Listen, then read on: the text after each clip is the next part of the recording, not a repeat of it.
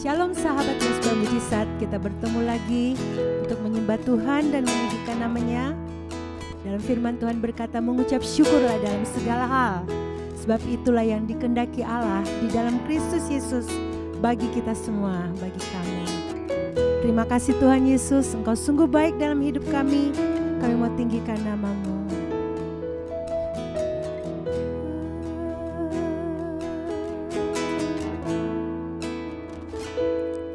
Ku mau memuji-Mu, ku selalu puji-Mu, ku mau menyembah-Mu, ku selalu sembah-Mu. Kau yang layak terima semua pujian, kemuliaan hanya bagi Tuhan. Ku mau memuji-Mu Tuhan, mau memuji-Mu. Pujilah Tuhan hai jiwaku, pujilah namanya yang kudus, hai segenap batinku. Mau menyembah-Mu, ku selalu sembah-Mu. Kau yang layak terima semua pujian, kemuliaan hanya bagi Ku mau memuji-Mu. Kami tinggikan nama-Mu Tuhan Yesus dalam hidup kami. Ku mau menyembah-Mu, ku selalu sembah. Pujilah Tuhan hai jiwa kami, dan janganlah lupakan segala kebaikan-Nya. Semua pujian, kemuliaan hanya bagi Tuhan.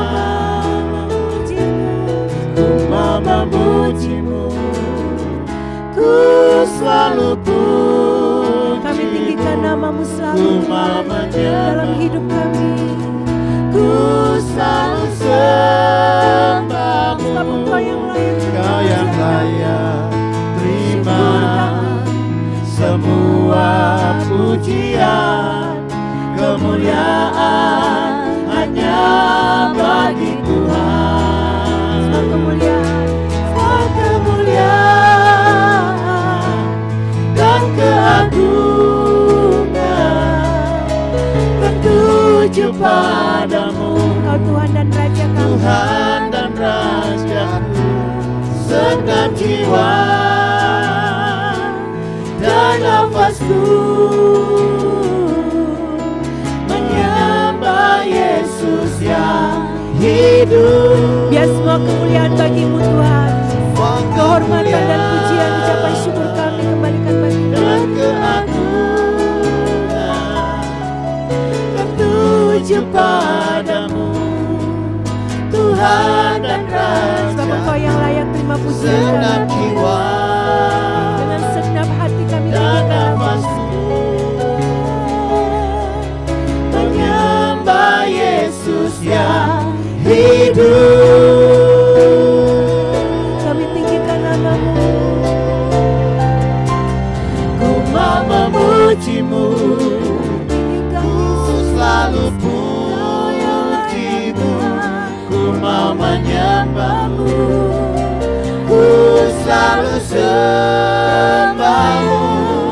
Kau yang layak terima semua. Biar segala kemuliaan bagi-Mu, kemuliaan hanya bagi Tuhan. Ku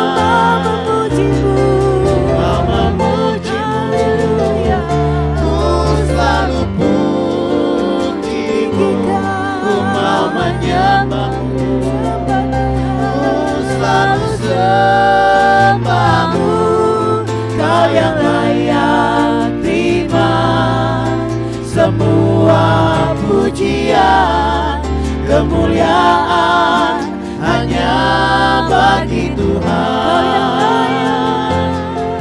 Kau yang layak terima semua pujian, kemuliaan hanya bagi Tuhan. Yesus yang layak, Kau yang layak terima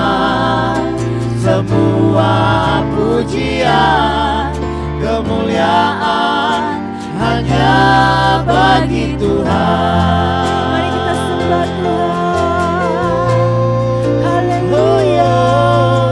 Kau layak, Yesus,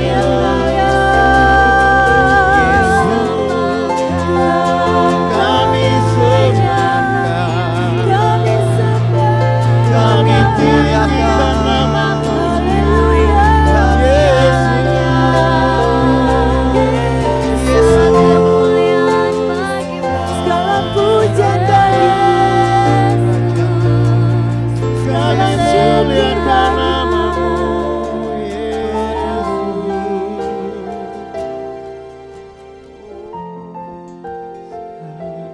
Demikianlah firman Tuhan.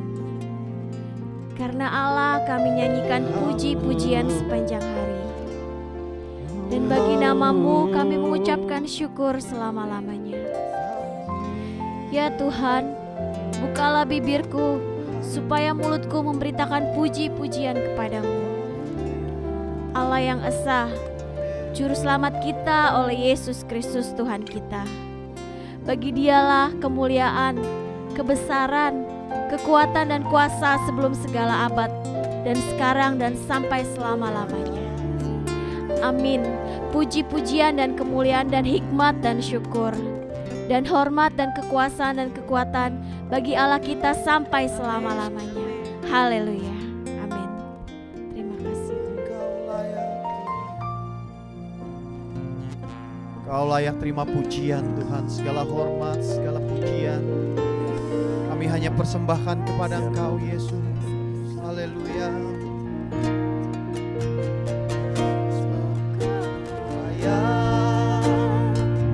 Terima pujian sebab Kau layak. Terima pujian sebab Kau layak. Ku agungkan Yesus, Raja di atas segala raja. Hanya Engkau yang layak Tuhan menerima setiap pujian kami, setiap hormat kami Tuhan, karena Engkau patut dimuliakan Tuhan. Terima pujian sebab Kau layak. Ku agungkan Yesus, Raja di atas segala raja. Mari kita agungkan Tuhan, mari angkat tanganmu, angkat suaramu bagi Dia, berikan segala hormat hanya bagi Tuhan. Sebab Kau layak. Terima pujian sebab Kau layak. Ku agungkan Yesus, Raja di atas segala raja. Boleh kita bersorak-sorai bagi Raja kita. Haleluya. Sebab Kau layak. Engkau sungguh layak kami puji Tuhan. Inilah segala hormat dan pujian kami kembalikan hanya padamu Tuhan. Terima pujian sebab Kau layak. Ku agungkan Yesus, Raja di atas segala raja. Sekali lagi katakan, Engkau sungguh layak. Segalanya Tuhan kami persembahkan kepada Engkau Yesus. Terima pujian sebab Kau layak. Ku agungkan Yesus, Raja di atas segala raja. Raja di atas segala raja. Sekali lagi katakan, Raja di atas segala raja. Engkau layak.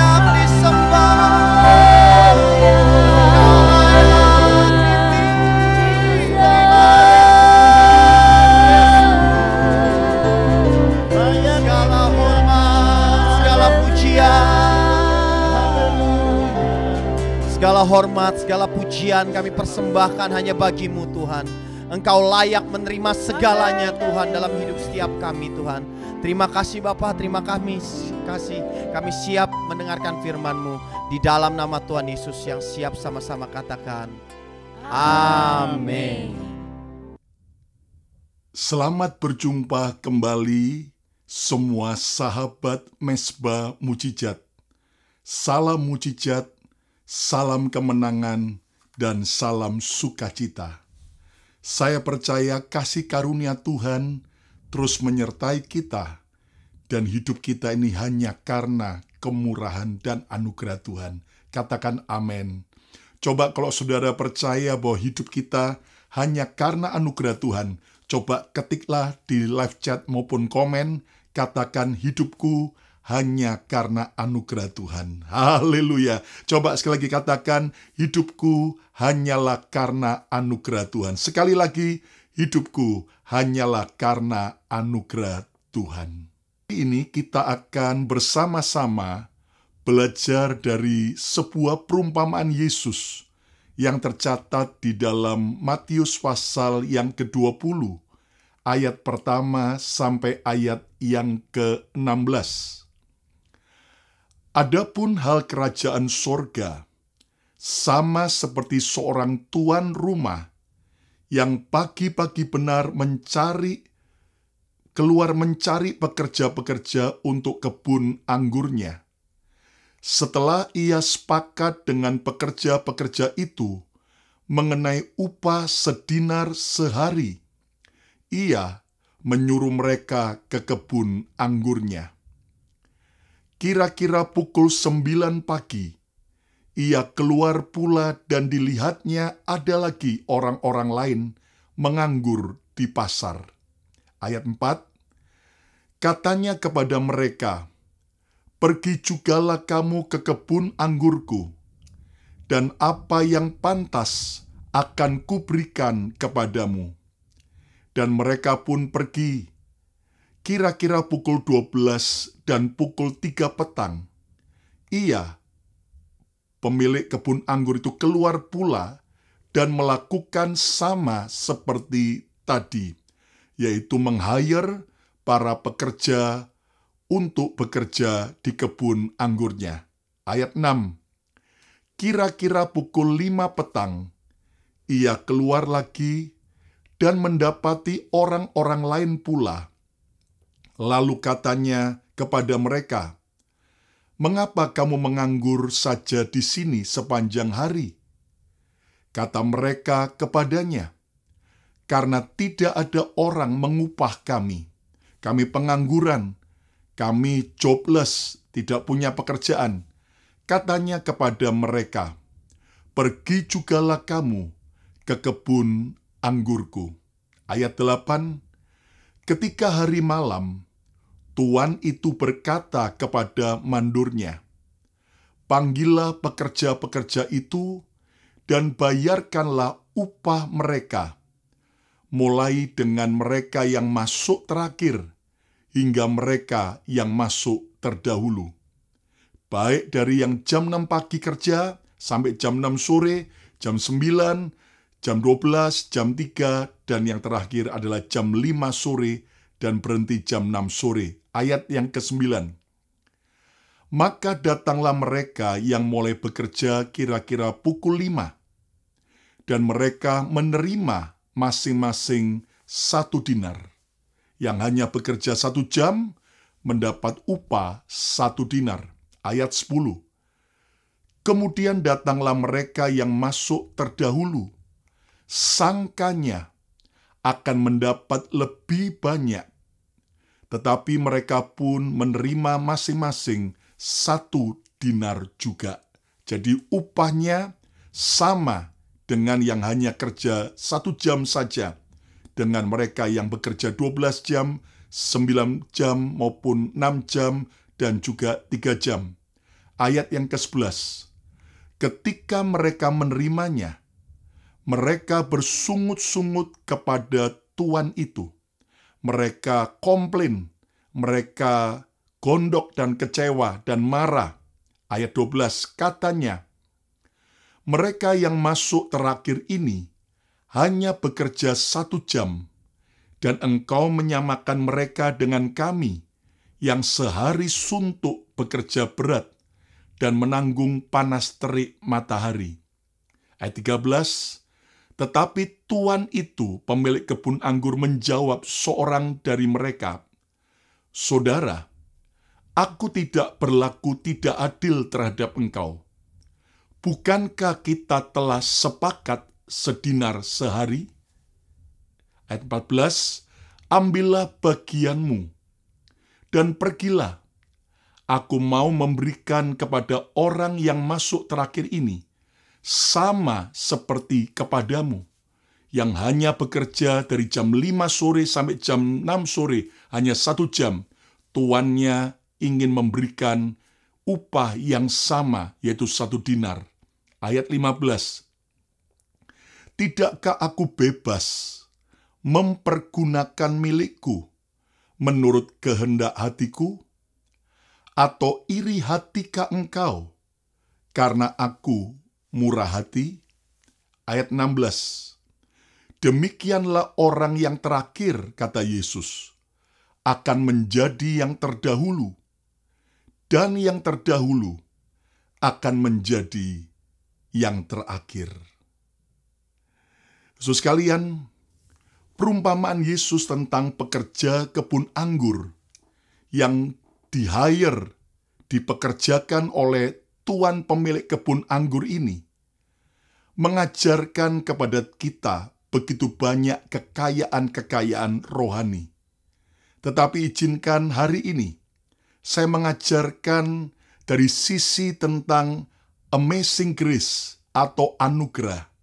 Siapa percaya di dalam Yesus selalu ada amazing grace, anugerah yang besar? Ayo coba, kalau saudara percaya, coba ketiklah di komen atau di live chat, katakan, Yesus sumber anugerah. Haleluya. Coba ketiklah, katakan, Yesus sumber anugerah. Sekali lagi, Yesus sumber anugerah.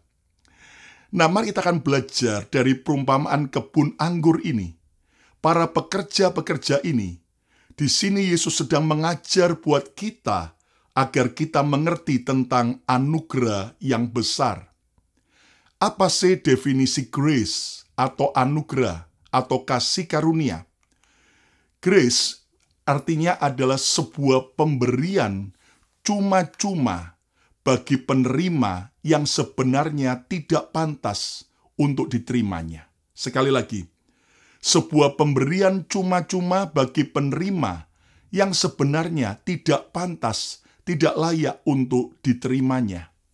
Nah, itulah arti daripada grace atau kasih karunia. Kalau kita jeli membaca tadi, pekerja kebun anggur yang hanya bekerja 1 jam saja, dia tadinya mereka adalah pengangguran dan tidak ada pekerjaan, tetapi pemilik kebun anggur itu meng-hire, mengundang, memperkerjakan mereka, dan hanya kerja 1 jam saja, mendapatkan upah yang sama dengan mereka yang bekerja lebih lama. Dan inilah yang dimaksud dengan amazing grace. Inilah yang dimaksud dengan anugerah yang besar. Kenapa? Karena mereka yang kerjanya 1 jam saja, sebenarnya tidak pantas, tidak layak untuk menerima upah yang sama 1 dinar terhadap mereka yang bekerja lebih lama. Kalau saudara mungkin menghitung secara logika, 1 dinar kalau dibagi 12 jam, ya, anggaplah misalnya 1 dinar itu adalah misalnya yaitu $200. Nah, berarti kalau $200 dibagi dengan 12 jam, berapa per jamnya? Nah, harusnya orang yang cuma kerja 1 jam saja, dia nggak layak mendapat 1 dinar. Dia nggak layak mendapat $200. Dia harusnya hanya dapat berapa, saudaraku? Tapi lihat bagaimana ternyata tuan pemilik kebun anggur itu mau memberikan anugerah yang tidak layak, tidak pantas untuk diterimanya. Hari ini maukah saudara menerima anugerah dari Yesus yang sebenarnya tidak pantas untuk kita terima, terutama anugerah keselamatan dalam Yesus.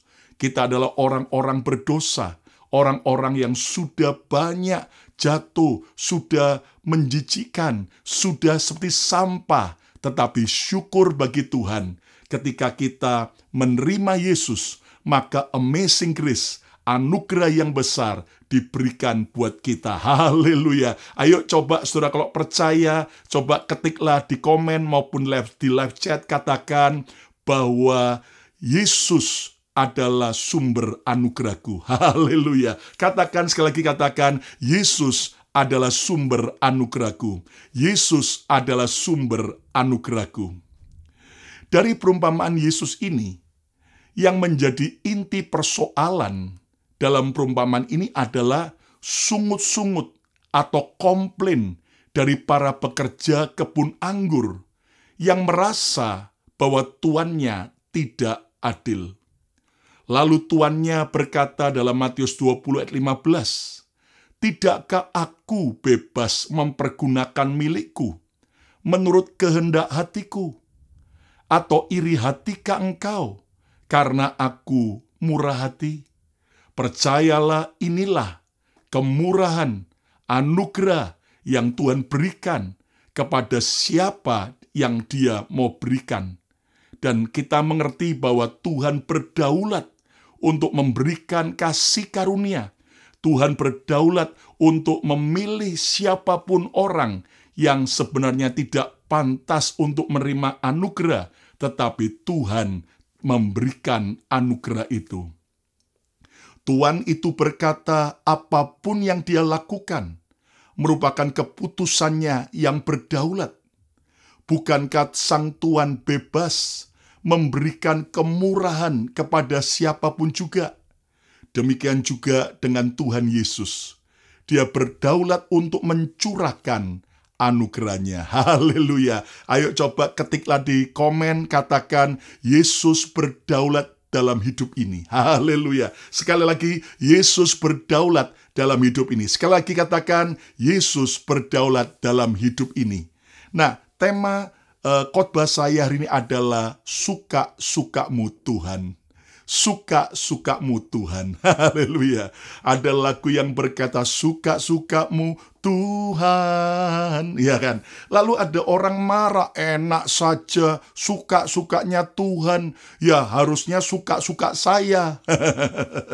Mari kita belajar bahwa justru ketika kita ikut Tuhan, ketika kita ikut Yesus, ketika kita menyerahkan hidup kita di atas mezbah Tuhan, maka kita harus rela berkata, Tuhan, suka-sukamu Tuhan. Jadilah kehendakmu dan bukan kehendakku lagi. Katakan amin. Ayo, kalau Anda benar-benar mau taat, menyerahkan hidupmu di atas mezbah Tuhan, coba ketiklah di komen, katakan suka-sukamu Tuhan. Haleluya. Sekali lagi, suka-sukamu Tuhan. Sekali lagi, suka-sukamu Tuhan. Nah, hamba yang bekerja dari jam 5 sore sampai jam 6 sore adalah gambaran orang yang terakhir. Orang yang tidak punya sebuah alasan untuk berbangga diri. Orang yang pengangguran. Tidak ada orang yang mau meng-hire-nya. Mungkin tidak sepandai daripada mereka yang dipekerjakan sebelumnya. Tetapi orang-orang ini justru menerima kasih karunia Tuhan. Menerima anugerah yang besar. Dia hanya bekerja 1 jam saja, tetapi mendapat upah 1 dinar, sama dengan mereka yang telah bekerja sejak pagi, jam 6 pagi, jam 9 pagi, jam 12 siang, dan jam 3 sore. Saudara, kalau kita baca dengan jeli perumpamaan Yesus ini, seolah-olah tidak adil. Seolah-olah tidak fair. Tahukah Anda dalam hidup ini, memang sepertinya ada banyak hal ketidakadilan. Ada banyak hal yang ternyata sepertinya tidak adil. Tapi mari jangan pernah ragukan Tuhan, karena Dia Tuhan yang maha adil. Ayo coba ketiklah di komen, katakan Tuhan Maha Adil. Haleluya. Sekali lagi, Tuhan Maha Adil. Sekali lagi katakan, Tuhan Maha Adil. Nah, kita akan belajar hari ini tentang anugerah dari perumpamaan Yesus tentang pekerja kebun anggur. Pelajaran tentang anugerah apa yang kita bisa belajar? Yang pertama, anugerah membawa orang hidup di atas rata-rata. Anugerah membawa orang hidup di atas rata-rata. Saudara, saya gambarkan bahwa hidup ini seperti orang naik tangga. Dari lantai 1 mau menuju lantai yang kelima. Saudara sekalian, maka orang ketika dia naik anak tangga, maka dengan tenaga, dengan kekuatan, dengan nafas, dengan waktunya yang harus dia buang energinya. Tetapi ada orang lain yang dengan mudah dan dengan cepat naik elevator. Dari lantai 1 sampai ke lantai 5. Dia tidak berkeringat, dia tidak mengeluarkan banyak tenaga, dia tidak perlu buang waktu panjang, dibanding dengan mereka yang naik dari lantai 1 ke lantai 5 menggunakan, yaitu saudaraku, anak tangga. Nah, itu juga merupakan gambaran anugerah Tuhan. Ada orang-orang yang ternyata hidupnya cuma mengandalkan kekuatannya sendiri. Banting tulang, sampai tulang dibanting-banting. Dan ternyata, saudara sekalian, itu adalah orang yang mengandalkan kepandainya sendiri. Orang yang mengandalkan kekuatannya sendiri. Sebaliknya, ada orang yang hidup di dalam anugerah Tuhan. Ibarat naik elevator, dengan cepat bisa naik ke atas. Dan ini adalah gambaran anugerah bisa membawa hidup orang di atas rata-rata. Kalau saudara tahu bahwa dalam hidup ini ada 3 tipe orang. Yang pertama, orang yang hidupnya rata-rata, biasa-biasa, average. Lalu ada orang yang hidupnya di bawah rata-rata, ya, below average. Tapi ada orang yang hidup di atas rata-rata, above average. Nah, saya berdoa dalam nama Yesus, di tengah kesukaran, di tengah masalah apapun, di tengah ketidakmungkinan, Tuhan bisa curahkan anugerahnya buat saya dan saudara, sehingga saudara tidak hidup di bawah rata-rata, seperti kebanyakan orang, tidak hidup standar biasa-biasa saja. Tuhan kita bisa angkat kita dari ekor jadi kepala. Haleluya. Tuhan bisa menaikkan kita hidup di atas rata-rata. Kata bersama saya mau hidup dalam anugerah. Haleluya. Sekali lagi katakan, saya mau hidup dalam anugerah. Coba ketiklah, katakan, saya mau hidup dalam anugerah. Anugerah Tuhan akan membuat orang hidup di atas rata-rata. Apa yang akan dialami oleh orang yang hidup dalam anugerah?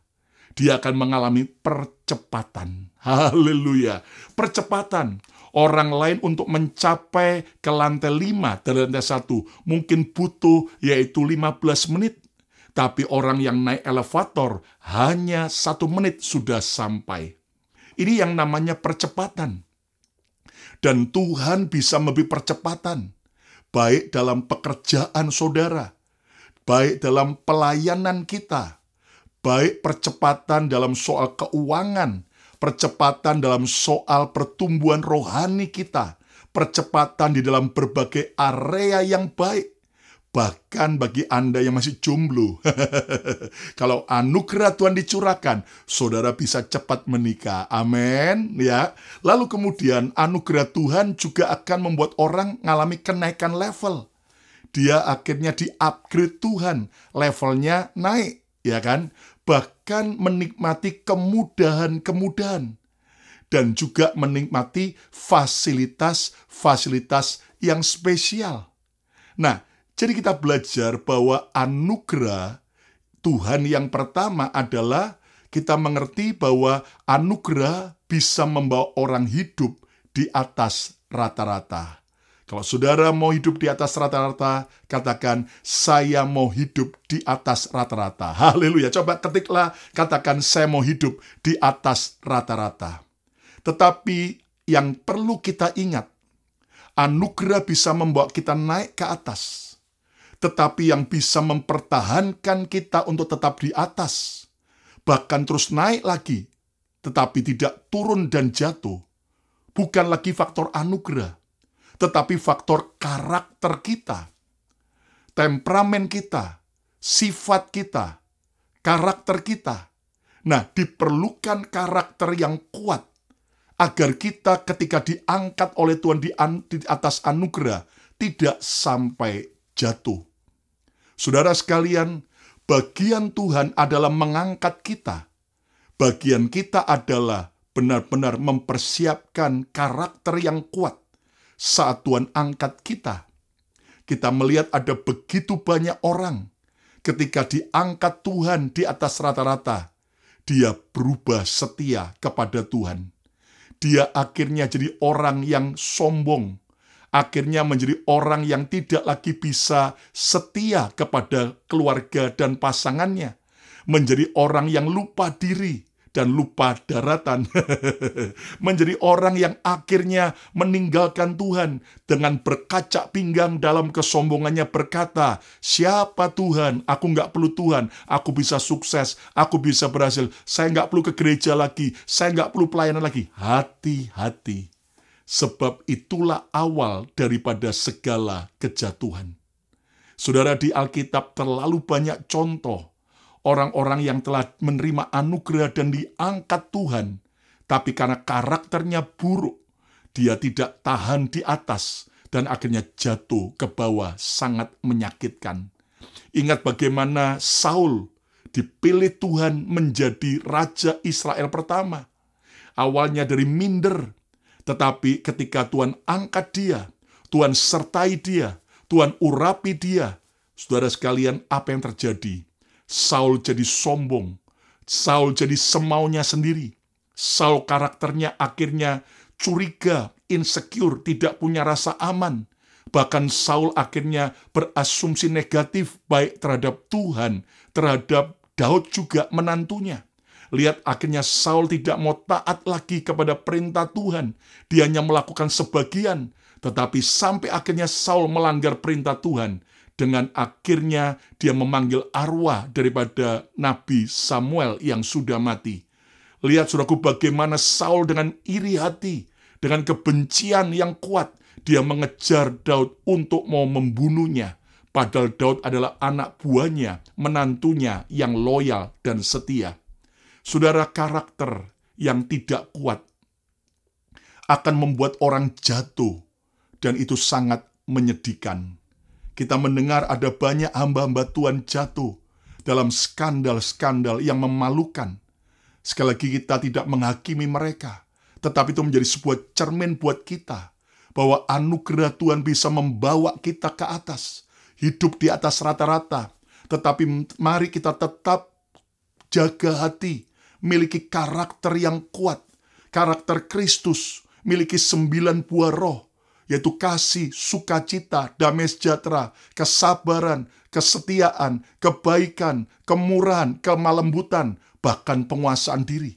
Karena kalau kita punya 9 buah roh itu, itulah 9 karakter Kristus, maka percayalah saat Tuhan angkat kita ke atas, kita semakin merendah dan sadar semua hanya karena Tuhan. Haleluya. Ayo, kalau saudara sadar semuanya karena Tuhan, coba ketiklah di komen, katakan semua hanya karena anugerah Tuhan. Haleluya. Katakan semua hanya karena anugerah Tuhan. Pelajaran yang kedua tentang anugerah dari perumpamaan pekerja kebun anggur. Yang kedua, anugerah selalu di luar akal sehat manusia. Sekali lagi, anugerah selalu di luar akal sehat manusia. Tahukah Anda bahwa anugerah Tuhan bisa mengalahkan apapun juga? Bisa mengalahkan semua kepandaian manusia. Anugerah Tuhan bisa mengalahkan semua usaha keras manusia. Anugerah Tuhan bisa mengalahkan apapun juga, karena anugerah Tuhan selalu di luar dari akal sehat manusia. Anugerah Tuhan seringkali tidak masuk logika, tetapi justru itulah yang disebut dengan amazing grace. Hari ini, saudaraku, mari kita percaya, sesulit apapun tantangan yang kita hadapi, sesukar apapun pergumulan saudara, Tuhan bisa memberikan anugerahnya yang tidak masuk akal. Apa yang tidak mungkin bagi manusia, haleluya, mungkin bagi Tuhan, mungkin bagi orang percaya. Katakan amin. Coba ketiklah di komen, katakan segala sesuatu mungkin bagi orang percaya. Amin. Sekali lagi katakan segala sesuatu mungkin bagi orang percaya. Lihat, di Alkitab juga ada banyak contoh orang-orang yang menerima anugerah, yang tidak masuk logika, yang tidak masuk akal. Saudara tahu bahwa Isai, ayah Daud, punya 8 orang anak. Kakak-kakak Daud, Eliab, dan sebagainya. Seorang tentara prajurit Israel yang gagah perkasa. Tetapi kenapa Tuhan tidak pilih mereka? Tetapi justru Tuhan pilih Daud yang terkecil, anak yang tidak dicintai, anak yang kurang dihargai, tidak dianggap oleh keluarganya. Lihat, tapi Daud akhirnya justru yang dipilih Tuhan menjadi raja atas Israel. Saudara, itulah anugerah yang tidak masuk logika, yang seringkali di luar akal sehat manusia. Tetapi itulah justru yang namanya anugerah. Kalau saudara tahu Daud waktu jadi raja, dia mengalami kejatuhan dengan Batsheba. Daud punya istri-istri yang lain, yang resmi, istri-istri dan melahirkan anak-anak yang baik. Tetapi heran, justru orang yang dipilih Tuhan menggantikan Daud bukanlah anak-anak dari istri-istri Daud yang sah, tetapi justru Tuhan memilih Salomo, anak Daud dengan Batsheba. Dan Anda mengerti bahwa secara logika nggak masuk akal. Secara manusia, kenapa justru istri yang sah punya anak-anak kok nggak dipilih Tuhan? Tapi kenapa justru anak yang kedua dari Daud dan Batsheba yang dipilih Tuhan? Saudara, itulah namanya anugerah. Tetapi juga Salomo adalah anak hasil dari pertobatan Daud dan Batsheba, di mana anak pertama mereka hasil perzinahan tetap mati. Tetapi Daud akhirnya tetap mempercayai Tuhan. Justru akhirnya Tuhan ingat kepada Daud dan Batsheba, dan lahirlah anak pertobatan, anak hasil pertobatan Daud dan Batsheba, dan itulah Salomo. Sampai namanya pun diberi tahu oleh Tuhan melalui Nabi Nathan, Jedijah, beloved of Jehovah, anak yang dicintai Tuhan. Hari ini kalau engkau berkata, Pastor Lukas, saya dari keluarga yang berantakan. Pastor Lukas, saya punya masa lalu yang buruk. Hari ini asal saudara datang pada Yesus, maka ketika anugerahnya dicurahkan buat kita, apa yang tidak masuk logika, justru itu yang Tuhan kerjakan. Tuhan bisa pilih dan angkat hidupmu kalau engkau benar-benar meletakkan hidupmu di atas mezbah Tuhan. Ayo coba ketiklah di komen, katakan, Tuhan bisa mengangkat saya. Haleluya. Sekali lagi, Tuhan bisa mengangkat saya. Sekali lagi, Tuhan bisa mengangkat saya. Lihat di Perjanjian Baru, ada seorang yang begitu jahat sekali, begitu membenci Yesus dan para pengikutnya, yang bernama Saulus, yang akhirnya terlibat dalam pembunuhan, perajaman batu terhadap murid Yesus bernama Stefanus. Bahkan Saulus mendapat surat kuasa penuh dari para imam-imam kepala untuk menangkap orang-orang Kristen dan memenjarakan mereka dan membunuh mereka. Tapi lihat, justru orang yang jahat ini, orang yang benci Yesus, justru dipilih Tuhan. Yesus khusus menjumpai Saulus di Damsik dengan sinar kemuliaan, sampai Saulus rebah dan dia mendengar kalimat Yesus, Saulus, Saulus, mengapa engkau menganiaya aku? Dan lihat bagaimana akhirnya Saulus mengenal Yesus. Saulus mengalami perjumpaan dengan Yesus secara pribadi. Saulus mengalami yang namanya kunjungan Tuhan. Dan dia sempat buta 3 hari. Dan Tuhan pulihkan hidupnya dengan cara ajaib. Dan sekalian, akhirnya Saulus dipakai Tuhan menjadi Rasul Paulus yang menggoncangkan dunia dengan berita Injil. Bahkan kalau kita lihat dari Alkitab kita, ada 14 kitab yang tertulis, dan itu adalah tulisan Rasul Paulus yang diilhami oleh Roh Kudus. Haleluya. Coba Anda pikirkan, gak masuk akal. Justru orang-orang yang jahat seperti Saulus, orang-orang yang memusuhi Yesus dan membenci pengikut Yesus, justru yang dipilih. Haleluya. Kita juga dulu jahat. Kita juga dulu adalah orang-orang yang bobrok, membenci Tuhan, menyakiti hati Tuhan. Kalau hari ini kita dipilih Tuhan, nggak masuk akal. Kalau hari ini saya bisa jadi hamba Tuhan, juga nggak masuk akal. Hari ini percayalah, Tuhan bisa mengubah hidup kita. Tuhan bisa melakukan apa yang tidak mungkin bagi manusia, mungkin bagi Tuhan. Haleluya. Ayo coba ketiklah di komen, katakan, segala sesuatu mungkin bagi Tuhan. Sekali lagi, segala sesuatu mungkin bagi Tuhan. Sekali lagi, segala sesuatu mungkin bagi Tuhan. Itulah anugerah.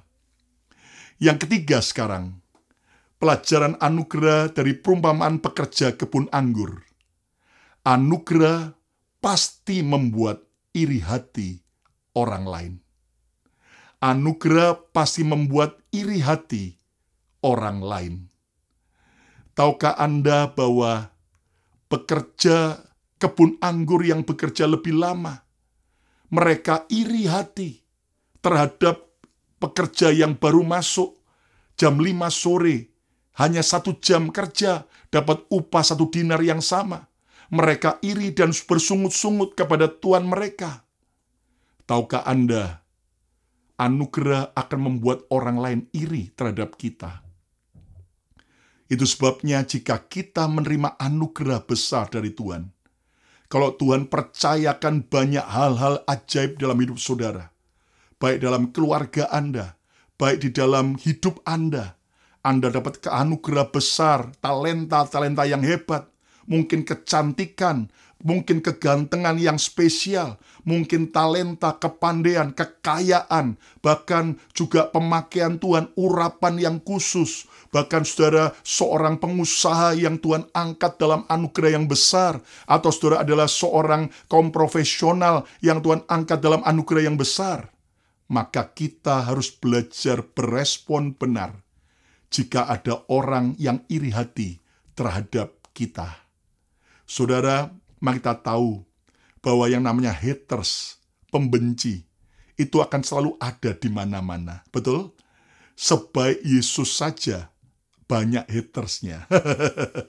Bayangin, Yesus nggak pernah merugikan orang lain. Betul, saudaraku? Yesus justru memberi makan orang yang kelaparan, menyembuhkan orang sakit, membangkitkan orang mati. Bahkan Yesus menjadi jawaban dan membawa keselamatan, tapi tetap dibenci oleh orang-orang Farisi, ahli-ahli Taurat. Nah, saudara sekalian, kita tidak boleh terganggu dengan orang-orang yang iri hati terhadap kita saat kita terima God's favor, amazing grace. Apa yang kita harus lakukan? Tetaplah low profile. Tetaplah bersikap merendah. Seperti padi tambah berisi, makin merunduk. Tanpa sadar kita ketika terima anugerah Tuhan, kita mudah pamer, show off, dan itu akan membuat semakin banyak orang nggak suka dengan kita. Itu sebabnya kita belajar dari pengalaman ini supaya kita semakin low profile. Dan saya percaya terkadang memang kalau OKB, orang kaya baru, itu seringkali show off, ya kan, pamer. Tapi mari kita belajar setelah kita jadi lebih dewasa. Saya memberkati siap saudara, biarlah engkau makin diberkati, makin low profile. Percayalah, jalan tercepat untuk naik ke atas justru turun ke bawah. Semakin kita rendah hati, semakin Tuhan akan angkat kita. Tapi justru semakin kita sombong, kita akan mudah mengalami kejatuhan. Lalu jangan izinkan para haters merampas kebahagiaanmu.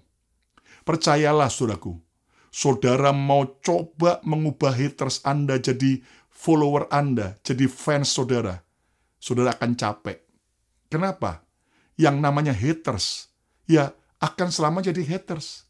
Anda mau coba jelasin apapun percuma. Tetapi saudaraku, kalau Anda menghadapi para haters, para pembencimu, orang-orang yang iri, saudara jangan izinkan mereka merampas kebahagiaanmu. Jangan izinkan mereka mengontrol hidupmu. Hidupmu jadi berantakan, hidupmu penuh dengan kekacauan, sudah gondok, Anda baper, Anda jadi orang yang akhirnya emosi, Anda kebakaran jenggot, gara-gara para haters. Sudahlah, kita nggak bisa menutup mulut semua orang. Ya, karena tangan kita cuma dua. Yang kita bisa lakukan adalah lipat tangan dengan tangan kita, doa, serahkan ke Tuhan. Dan juga tutup telinga kita dengan dua tangan kita. Ya, jangan izinkan haters merampas kebahagiaan saudara. Lalu balas yang jahat dengan kebaikan. Kalau ada kesempatan, sedapat-dapatnya berbuatlah baik kepada orang-orang yang memusuhi kita. Lalu kemudian, ketika kita dibenci, diiri oleh orang lain, apa yang kita harus lakukan? Gaspol. Gaspol, ya kan? Makin maju dalam Tuhan, makin maju dalam usaha pekerjaan, makin maju dalam kerohanian, makin maju memuliakan Tuhan. Gaspol, ya. Ayo coba ketiklah di komen, katakan gaspol. Katakan gaspol, sekali lagi gaspol, ya kan? Jangan jadi orang yang akhirnya justru saudara menjadi orang yang kemudian panik, kemudian putus asa, terganggu, lalu Anda berhenti melakukan bagian Anda akan rugi besar. Hari ini, saudaraku, jadilah orang yang benar-benar bisa bersikap benar ketika kita terima anugerah dan ada orang-orang yang iri dan benci terhadap kita. Nah, sebaliknya, jika ada orang lain yang menerima anugerah besar, apa yang kita harus lakukan? Jaga hati, agar kita jangan iri hati terhadap orang tersebut. Jangan iri hati. Ayo coba ketiklah di komen, katakan, saya tidak boleh iri hati. Haleluya. Saya tidak boleh iri hati. Kenapa? Iri hati itu justru akan merugikan kita. Iri hati akan membusukkan tulang. Iri hati akan menghancurkan dan mendatangkan kekacauan dan sebagainya. Nah, jangan ingini hidup orang lain. Jangan sibuk mengingini hidup orang lain. Kenapa? Saudaraku, banyak orang sibuk mengingini hidup orang lain. Dan Anda ingat bahwa dalam 10 perintah Tuhan, perintah yang ke-10 yang terakhir, jangan mengingini rumah sesamamu. Jangan mengingini istri sesamamu. Jangan mengingini hamba-hamba laki-laki atau perempuan sesamamu. Rumahnya, apapun yang dimiliki. Nah, kambing atau dombanya, saudaraku, jangan. Artinya apa? Jangan sibuk mengingini hidup orang lain. Kenapa? Karena sebenarnya ada orang lain mengingini hidup saudara. Betul? Karena ada orang lain yang justru mengingini hidup Anda. Nah, jadi saudara, sadari bahwa setiap orang itu punya ceritanya sendiri-sendiri. Punya jatahnya sendiri-sendiri. Jangan iri pada orang hanya lihat sisi kemuliaannya. Tapi Anda belum tahu sisi salibnya, penderitaannya, harga mahal yang dia bayar. Bahkan kerjakan jatah anugerah kita dengan maksimal. Ingat, jangan jadi seperti hamba dengan 1 talenta. Yang sibuk iri dengan teman yang dapat 5, dapat 2. Akhirnya dia pendam, takut, dan dia iri. Akibatnya dia rugi dan kehilangan. Dan dia mengalami penderitaan. Sebaliknya, jadilah seperti hamba dengan 2 talenta. Walaupun temannya yang lain punya talenta lebih banyak, dapat lebih banyak, dia nggak terganggu. Dia kerjakan yang 2 talenta, dapat laba 2. Yang 5 lebih banyak, tuntutannya lebih besar, harus dapat laba 5. Dan Anda tahu, kalau Anda baca dalam Matius 25, perkataan tuannya sama persis. Ya kan? Antara hamba yang dapat 5 dengan yang dapat 2. Perkataannya sama. Engkau telah setia dalam perkara kecil, masuklah dalam kebahagiaan Tuhanmu.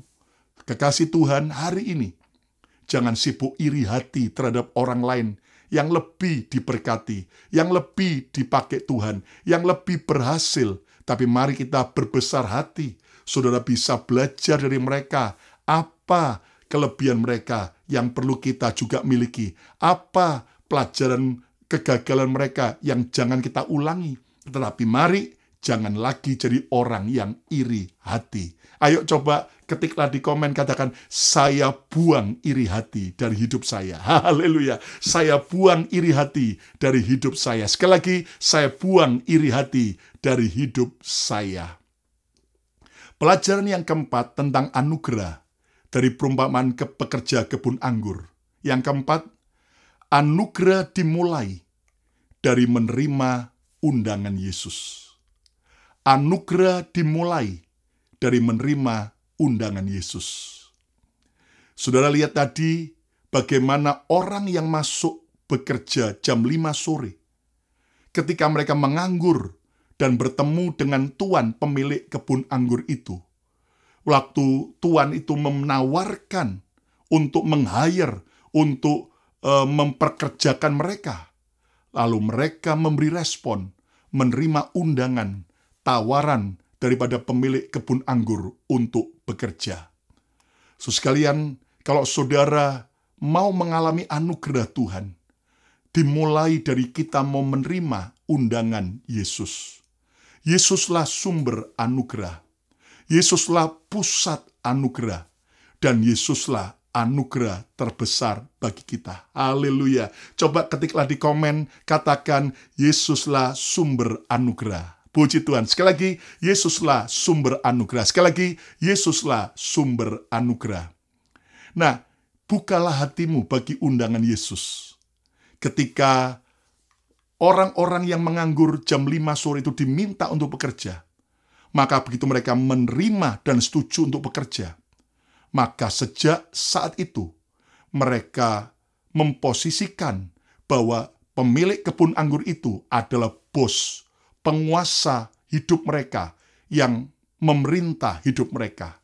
Sebaliknya, mereka memposisikan hidup mereka sebagai hamba yang mau taat mengerjakan setiap perintah bos tersebut. Hal yang sama, ketika engkau membuka hati bagi Yesus, itu artinya setiap kita harus rela menjadikan Yesus sebagai bos, penguasa, raja dalam hidup kita. Dan kita harus memposisikan hidup kita sebagai hamba. Ayo coba ketiklah di komen, katakan, Yesus pemerintah dalam hidup saya. Sekali lagi, Yesus memerintah dalam hidup saya. Sekali lagi, Yesus memerintah dalam hidup saya. Dan mari kita memposisikan hidup kita cuman hamba. Apapun yang bos kita katakan, yes sir, siap Tuhan. Apapun yang Yesus katakan, siap Tuhan Yesus, aku mau kerjakan. Dan inilah sebuah sikap yang benar, yang akan membawa kita kepada anugerah Tuhan. Saudara, kita seringkali berkata, Tuhan jadilah pemerintah, penguasa dalam hidupku. Kita seringkali berdoa, jadilah kehendak-Mu di bumi seperti di surga. Kita seringkali berkata, datanglah kerajaan-Mu di bumi seperti di surga. Tetapi sebenarnya, tanpa sadar selama ini, bukan Yesus yang jadi raja, bukan Yesus yang jadi bos dalam hidup kita, tapi justru diri kita, keangkuhan kita, ego kita. Lihat, ada banyak orang Kristen, selalu saat dia ibadah, saat doa, saat dia berjalan bersama Tuhan, selalu sebenarnya dia bukan menyembah Yesus, tetapi dia menyembah dirinya sendiri. Yang disembah adalah egonya, yang disembah adalah kepentingannya, yang disembah adalah kemauannya, keangkuhannya. Coba lihat berapa banyak kalau berdoa, egoisnya bukan main. Tuhan berkati aku, Tuhan tolong saya, Tuhan sembuhkan saya. Nggak salah kalau saudara minta itu, tapi pertanyaannya, apakah saudara berkata, Tuhan, apa yang kau mau aku kerjakan? Tuhan, apa yang kau mau aku lakukan? Dan kalau kita mau menjadikan Yesus sebagai raja, sebagai penguasa, sebagai bos kita, maka bukan kita lagi yang penting, tapi Yesus yang penting. Bukan kita lagi yang jadi center, tapi Jesus is my center. Katakan amin. Ayo coba ketiklah di komen, katakan, Yesus segala-galanya dalam hidupku. Haleluya. Sekali lagi, Yesus segala-galanya dalam hidupku. Sekali lagi, Yesus segala-galanya dalam hidupku. Kalau saudara mau nikmati anugerah, maka saudara harus dimulai dengan menerima undangan Yesus untuk menjadikan Yesus sebagai Tuan, Bos, Raja, Penguasa dalam hidup kita. Yang kelima, yang terakhir, pelajaran anugerah dari perumpamaan pekerja kebun anggur. Hargai dan rawatlah anugerah Tuhan. Sekali lagi, hargai dan rawatlah anugerah Tuhan. Sekali lagi, hargai dan rawatlah anugerah Tuhan. Saudara, pekerja kebun anggur yang bekerja jam 5 sampai jam 6 tetap tidak boleh semaunya sendiri bekerja. Sebagai pekerja kebun anggur, kita semua harus bekerja dengan baik dan rajin. Sebagai pekerja kebun anggurnya Tuhan, kita harus bisa dipercayai dan menjalankan tugas kita dengan baik sampai akhir. Saudara, ada banyak orang menyebut diri baik, tetapi orang yang setia sangat langka sekali. Ada banyak orang memulai segala sesuatu dengan baik, tetapi dia tidak bisa finishing well, tidak bisa finishing strong. Hari ini kekristenan membutuhkan sebuah tekad untuk kita bisa mencapai garis akhir, setia sampai akhir, bisa dipercaya oleh Tuhan dan oleh manusia sampai akhir. Itu sebabnya hargai dan rawatlah anugerah Tuhan. Memang anugerah tidak akan meninggalkan kita, tetapi justru manusia sendiri yang seringkali meninggalkan anugerah. Tuhan setia dan tidak meninggalkan kita, tapi ketika kita tidak taat, maka kita justru yang meninggalkan dan menyia-nyiakan anugerah.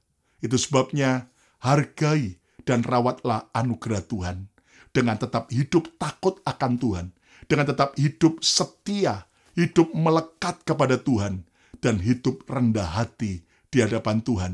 Dan saudaraku, ini akan membuat kita menikmati anugerah dari satu anugerah kepada anugerah yang lebih besar. Haleluya. Coba ketiklah di komen, katakan, saya mau menghargai anugerah Tuhan. Saya mau menghargai anugerah Tuhan. Sekali lagi, saya mau menghargai anugerah Tuhan. Hargai dan rawatlah anugerah Tuhan. Kesimpulannya, hiduplah bukan dengan kekuatan kita sendiri, tetapi hiduplah dalam anugerah Tuhan. Ketika kita hidup dengan kekuatan kita bisa lelah, kita bisa capek, bahkan pencapaian kita bisa sia-sia dan gagal. Tetapi jika kita hidup dalam anugerah Tuhan, percayalah, Dia Tuhan yang bisa melakukan apa yang tidak mungkin bagi manusia, namun mungkin bagi Tuhan. Katakan amin. Nah, pelajaran anugerah dari perumpamaan pekerja kebun anggur ada 5 poin. Yang pertama, anugerah membawa orang hidup di atas rata-rata. Belajar miliki karakter yang kuat ketika Tuhan angkat hidup Anda di atas. Sementara bagi kita yang masih ada di bawah, jangan pernah putus asa. Ketika tiba waktu anugerah Tuhan dicurahkan, Tuhan bisa angkat kita, bukan jadi ekor, tapi jadi kepala. Yang percaya, katakan amin. Yang kedua, anugerah selalu di luar akal sehat manusia. Tuhan bisa melakukan banyak hal yang tidak masuk akal. Banyak hal yang ajaib. Banyak hal yang di luar logika manusia. Karena Dia adalah sang pembuat keajaiban. Dia adalah miracle worker. Itu sebabnya saudara dan saya tidak boleh pernah goyah, tapi kita harus terus percaya akan segala sesuatu mujizat yang Tuhan berikan. Yang ketiga, anugerah pasti membuat iri hati orang lain. Itu sebabnya kalau kita menerima anugerah besar dan ada orang iri hati dengan kita, beresponlah benar. Jangan justru kita terganggu, tapi balaslah kejahatan dengan kebaikan. Sebaliknya, kalau ada orang lain yang lebih di atas kita, menerima anugerah lebih dari kita, kita yang tidak boleh iri hati. Ya, jangan lagi jadi orang iri hati. Iri hati merugikan kita, iri hati membawa kepada kematian. Tetapi kalau kita berbesar hati, kita mendoakan mereka, bersuka cita dengan mereka yang bersuka cita, akibatnya satu kali Tuhan angkat kita bersama. Yang keempat, anugerah dimulai dari menerima undangan Yesus. Jadikan Yesus sebagai bos, penguasa, raja, pemerintah, dan kita selalu berkata, siap Tuhan, apapun yang kau perintahkan, aku lakukan. Dan yang kelima, yang terakhir, hargai dan rawatlah anugerah Tuhan. Jangan rusak anugerah Tuhan dengan kita hidup dalam dosa, dengan hidup sembrono. Jangan remehkan anugerah Tuhan, tapi hargai anugerah Tuhan. Coba ketiklah di komen, katakan, saya mau hidup dalam anugerah. Haleluya. Sekali lagi, saya mau hidup dalam anugerah. Sekali lagi, saya mau hidup dalam anugerah.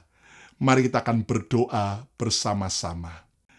Tuhan Yesus, terima kasih buat firman-Mu yang membuat kami mengerti bagaimana kami bisa hidup dalam anugerah. Kami perlu meresponi setiap undangan Tuhan Yesus untuk kami mau menjadi hamba dan Tuhan Yesus sebagai Tuhan, penguasa, Raja dalam hidup kami. Itu sebabnya hari ini ampuni dosa kesalahan kami. Mulai hari ini kami mau sungguh-sungguh hidup tidak lagi mengandalkan diri kami.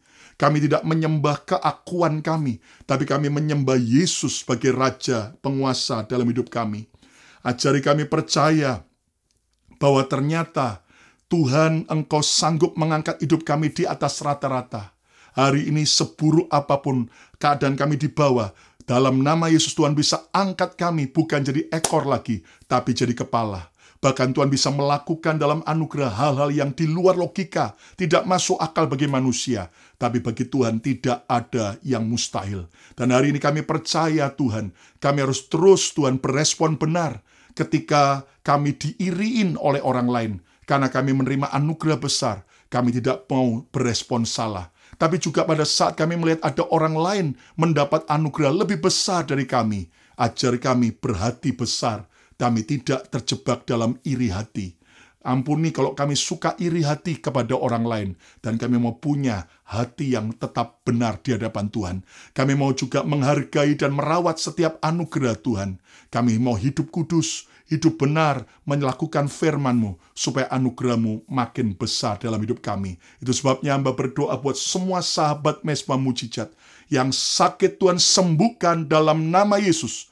Yang sedang mengalami problem ekonomi, pekerjaan, Tuhan yang menolong, Tuhan yang memberkati, yang mengalami pergumulan dalam soal rumah tangga, Tuhan yang menolong, memulihkan, dan apapun persoalan kami dalam pelayanan, dalam apapun, Tuhan yang menolong, dan dalam nama Yesus, anugerah-Mu memampukan kami. Anugerah-Mu lebih dari cukup menolong kami semua. Terima kasih Bapa, terima kasih, dan kami berdoa, dan biarlah berkat Bapa, Putra dan Roh Kudus di dalam nama Tuhan Yesus Kristus boleh turun menyertai kami semua, memberkati kami, dan membuat kami terus berjalan dalam anugerah demi anugerah. Suka-suka-Mu Tuhan, karena Engkau yang memerintah dalam hidup kami. Yang percaya diberkati Tuhan, sama-sama katakan, amin, amin, amin, amin. Saya percaya setiap saudara diberkati oleh program Mezbah Mujizat ini. Itu sebabnya jangan lupa Anda subscribe YouTube channel Bethany Miracle Center, Anda tolong like, Anda juga komen, dan Anda juga share kepada teman-teman Anda. Dan saudaraku, tetaplah setia mengikuti program YouTube channel Bethany Miracle Center setiap hari jam 7 malam. Setiap hari jam 7 malam. Baik dari Senin, Selasa, Rabu, Kamis, Jumat, Sabtu. Lalu kemudian hari Minggu ada 2 kali ibadah dari Bethany Miracle Center yang Anda bisa ikuti baik jam 6.50 sore waktu Jakarta dan juga jam 8.50 malam waktu Jakarta. Saya percaya kalau ada saudara juga yang punya kesaksian maupun permohonan doa, Anda bisa email ke mesbahmujijat@gmail.com maupun ke WhatsApp maupun juga ke komen-komen ini, dan kami akan doakan. Dan saudara coba follow lah dalam Instagram saya Lukas Kusuma atau juga Bethany Miracle Center, dan di Facebook ada Bethany Church.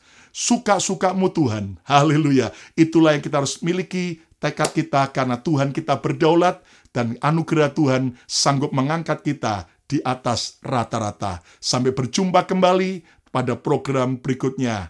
God bless you all. Tuhan Yesus memberkati.